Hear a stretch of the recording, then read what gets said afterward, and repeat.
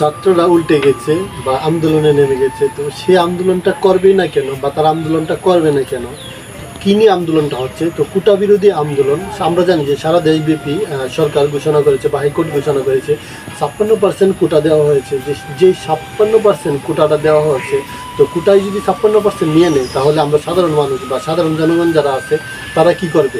তো এই জায়গায় দেশকে মেরুদণ্ডহীন করা হচ্ছে বা মেধাকে মেরুদণ্ডহীন করা হচ্ছে। হ্যাঁ, কোটাকে অগ্রাধিকার দেওয়া হচ্ছে, বাট সাধারণ মানুষের অগ্রাধিকারটা কই? যারা মেধাবী স্টুডেন্ট তাদের মেধাটা বিকশিত হচ্ছে না বা তারা ঠিকভাবে বিকশিত হতে পারছে না, যার ফলে গোটা ছাত্র সমাজ বা বাংলাদেশের প্রত্যেকটা বিভাগের ইউনিভার্সিটি বা ভার্সিটির পোলাপানরা ছাত্ররা আন্দোলনে নেমে পড়েছে। তো তাদের শুধু একটাই দাবি বা একটাই মুখ্য ঔষধ, সেটা হচ্ছে যে কোটা বিরোধী। তো কোটা বন্ধ করতে হবে। যে কোটা আমাদের দেশকে মেরুদণ্ডহীন করে দিচ্ছে বা আমাদের মেধাকে মেরুদণ্ডহীন করে দিচ্ছে। তো কোটাটা বিরোধী বা কোটার বিরুদ্ধে সবাই নেমেছে। যদি আমাদের দেশে 56% কোটা দেওয়া হয়, তো কোটা যদি এত প্রাধান্য পায়, তাহলে আমাদের দেশে সাধারণ জনগণ বা মেধাবী স্টুডেন্ট যারা আছে, যাদের মেধা বিকশিত হচ্ছে, তারা কোথায় যাবে বা তাদের সুযোগ সুবিধা কোথায়? তো বিশেষ করে আমাদের মোহনগঞ্জ উপজেলার কথাই বলি। এই জায়গায় মানে প্রাইমারি শিক্ষা অধিদপ্তরের নিয়োগ ছিল একটা। তো সে জায়গায় 23টা সিট খালি ছিল আমাদের মোহনগঞ্জ উপজেলায়। সে জায়গায় অনেকেই সার্কুলারটা গ্রহণ করেছিল বা অনেকেই ক্যান্ডিডেট ছিল, বাট সে জায়গায় 23 জন নিয়োগ নেওয়ার কথা ছিল, সে জায়গায় 22 জনই হয়েছিল কোটা। হ্যাঁ, তো 22 জনকে কোটা থেকে নেওয়া হয়েছে, একজন শুধু সাধারণভাবে মানে ক্যান্ডিডেট হয়েছে, সে আমাদের মনির ভাই। বাট এই জায়গায় 23 জন লোক নেওয়া হবে, যদি 22 জনকে কোটা দেওয়া হয়, একজন যদি সাধারণ নেওয়া হয়, তাহলে দেশের অবস্থাটা কোথায় দাঁড়িয়েছে বা দেশ কীভাবে ভালো থাকবে বা দেশ কীভাবে আগাবে? তো এই চিন্তা ভাবনা দেখি বা এইগুলো চিন্তা ভাবনা করে রাজপথে নেমেছে ছাত্র সমাজ। হ্যাঁ, তো রাজপথে নামার পথে পুলিশের সাথে তাদের সংঘবদ্ধ হচ্ছে বা সংঘর্ষ হচ্ছে। পুলিশ তাদেরকে পাল্টা দেওয়া করতেছে বা তারাও পাল্টা দেওয়া করতেছে, যদিও জিনিসটা এতটা মানে গুরুত্ব হচ্ছে না বা একজন আরেকজনের প্রতি আক্রমণ করতেছে না, কিন্তু একজন আরেকজনকে ঠেকানোর চেষ্টা করতেছে। ছাত্ররা চাচ্ছে যে রাজপথ দখলের জন্য, বাট পুলিশ তাদেরকে বাধা দিচ্ছে।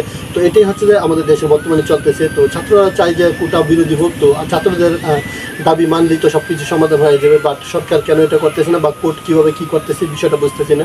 তো প্রত্যেকে মিডিয়াতে বা সোশ্যাল মিডিয়ায় সবাই সবার মতো করে মতামত দিতেছে বা সবাই সবার মতামত প্রকাশ করতেছে। তো সবাই চাচ্ছে যে কোটাটা দেশ থেকে উঠে দেওয়া হোক বা কোটা মুক্ত করা হোক দেশকে। হ্যাঁ, কোটা আমাদের দেশকে মেরুদণ্ডহীন করে ফেলতেছে বা কোটা আমাদের দেশের একটা বড় সমস্যা হয়ে দাঁড়িয়েছে।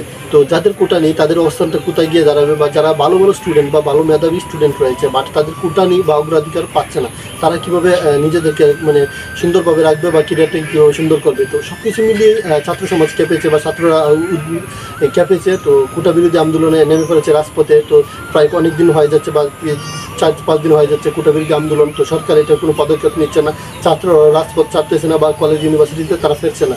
যদিও শিক্ষকরা ফেরার কথা বলতেছে, তাও তারা ফিরতেছে না, কারণ এটা হচ্ছে তাদের কেরিয়ারের বিষয় বা জীবনের বিষয়। যদি কোটাকে এত প্রাধান্য দেওয়া হয়, 56% যদি কোটাকে দেওয়া হয় প্রাধান্য, তাহলে বাকি যে সাধারণ মানুষ আছে তাদের কি সুযোগ সুবিধা পাবে বা তারা কতটুকু প্রাধান্য পাচ্ছে, এই বিষয়টা নিয়ে শুধু সারা দেশব্যাপী আন্দোলন চলছে বা ছাত্র সমাজ ঝামেলায় পড়েছে।